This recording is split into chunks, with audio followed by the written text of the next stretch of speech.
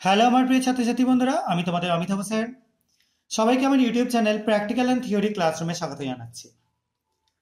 তোমাদের এর আগের ভিডিওগুলোতে বেসিক র্যাডিক্যালের গ্রুপ 1, 2 এবং 3 ডিসকাস করে দিয়েছিলাম, এই তিনটে গ্রুপ। আজকে এই বেসিক র্যাডিক্যালেরই গ্রুপ 4 নিয়ে ডিসকাস করব। এই গ্রুপ 4-এর মধ্যে কে কে রয়েছে? এখানে রয়েছে cobalt CO2 plus radical, zinc Zn2 plus radical, nickel Ni2 plus radical ও ম্যাঙ্গানিজ Mn2 প্লাস র্যাডিক্যাল। এই চারটে র্যাডিক্যালকে আমি পরস্পর নিয়ে নিচ্ছি এবং তারপর আমি কি কি রিয়েজেন্ট দিই সেটা দেখো। গ্রুপ 4-এর জন্য এখানে রিয়েজেন্ট হিসেবে আমরা দেবো সেটা হচ্ছে বাফার এবং তার ঠিক পরেই কিছুটা H2S। তো আমি এখানে H2S দেবো না, আমি এখানে Na2S দেবো। তোমরা যদি কিপ অ্যাপারেটাস ইউজ করো তো সরাসরি সেখান থেকে H2S দিতে পারো। তো প্রথমটা আমরা Zn2 প্লাস নিলাম স্যাম্পেল হিসাবে, এর পরেরটা আমরা নিচ্ছি Mn2 প্লাস। এই Zn2 প্লাস Mn2 প্লাস দুটোই কালারলেস।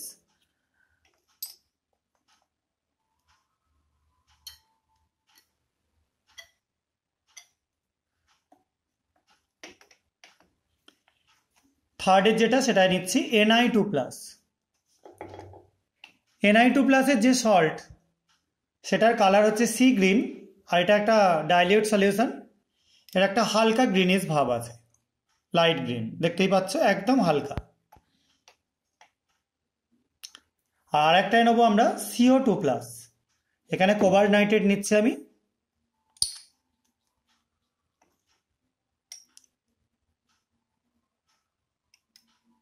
এটা লাল রঙের হয়। তাহলে চারটে স্যাম্পেল নেওয়া হলো। প্রথম যেটা আমরা নিয়েছি সেটা হচ্ছে ZnSO4 জিঙ্ক সালফেট। সেকেন্ডের যে স্যাম্পেলটা নিয়েছি সেটা হচ্ছে MnSO4, সেটা আমার ট্যাগ করা নেই আপাতত। থার্ডের যে স্যাম্পেলটা সেটা হচ্ছে NiSO4, আর 4 নম্বর যে স্যাম্পেলটা সেটা হচ্ছে কোবাল্ট সালফেট বা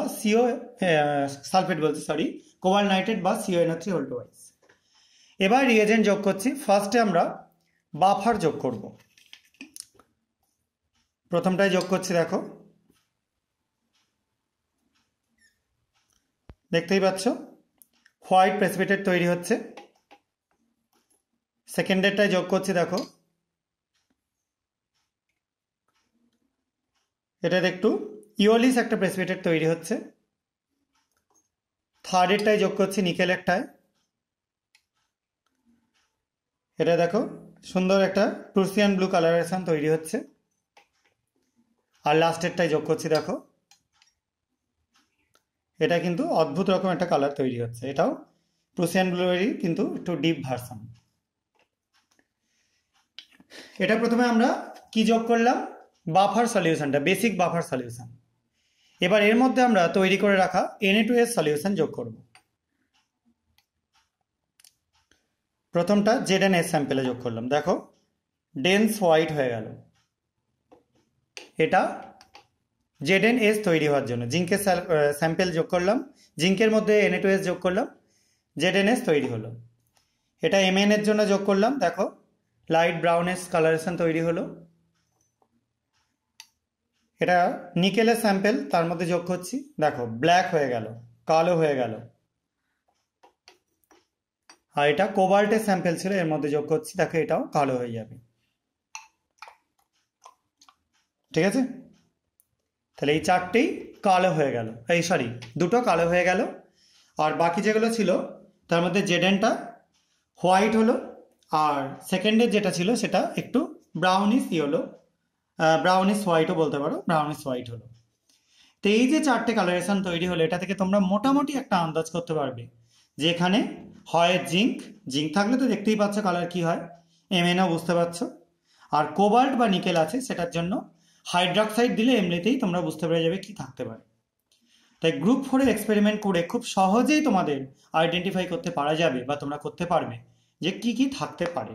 এরপর এদের জন্য কনফার্মেটিভ টেস্ট কি আছে সেটা আমি পরে করাবো। আজকে আপাতত এইটুকুনি। তোমাদের যদি এগুলো ভালো লেগে থাকে তাহলে চ্যানেলটা সাবস্ক্রাইব করো, ভিডিওগুলো লাইক এবং শেয়ার করে আমার পাশে থাকার চেষ্টা করো। আজকের মতো এইটুকুনি। বাই।